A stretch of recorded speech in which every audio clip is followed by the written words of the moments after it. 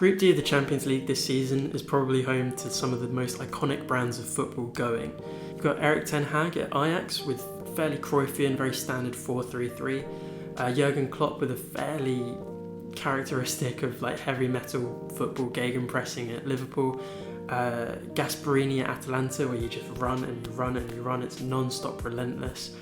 And Midtjylland are there as well, but that's a good thing for everyone. Now, the biggest news to come out of Group D at the moment is the fact that Liverpool are going to be playing most of their games this season without Virgil van Dijk. Obviously, he's had an injury to his ACL as a result of a challenge from Jordan Pickford in the Merseyside derby. And so one has to think, without Virgil van Dijk, is this Liverpool team anywhere near as capable of doing it as they have been before? Because they lost last season to Atletico Madrid due to like a number of things, like mistakes from the goalkeeper, for example. But without that leadership in defence, without somebody to organise and structure everything, but not even just the leadership in defence, just the leadership in general on the pitch, can Liverpool get through this? I personally think they're really going to struggle.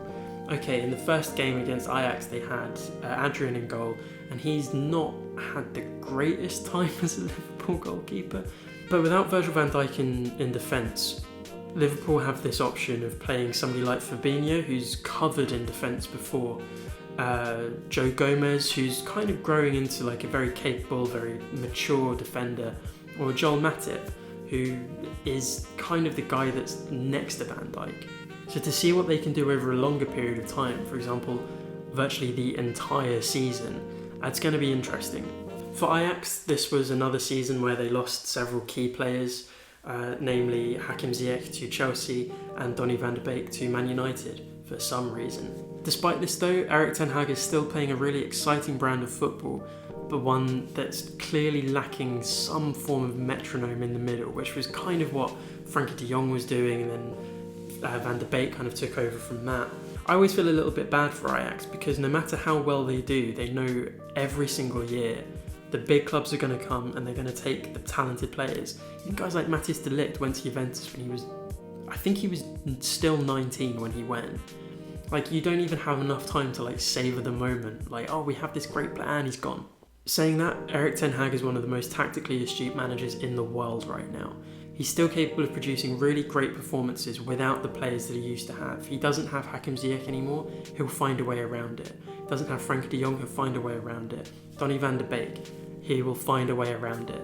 Somebody like Erik ten Hag is a fantastic person to look at to see what a manager can do when you keep on taking away key components of what he needs.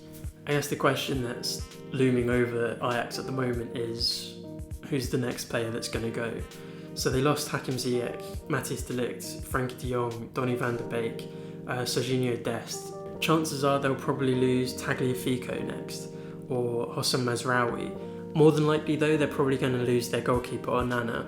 He's been linked with a number of great clubs. They're kind of fortunate that Chelsea went for Edouard Mendy from Rennes this season, because Chelsea have needed like a really, really good goalkeeper. Andre Onana is that guy.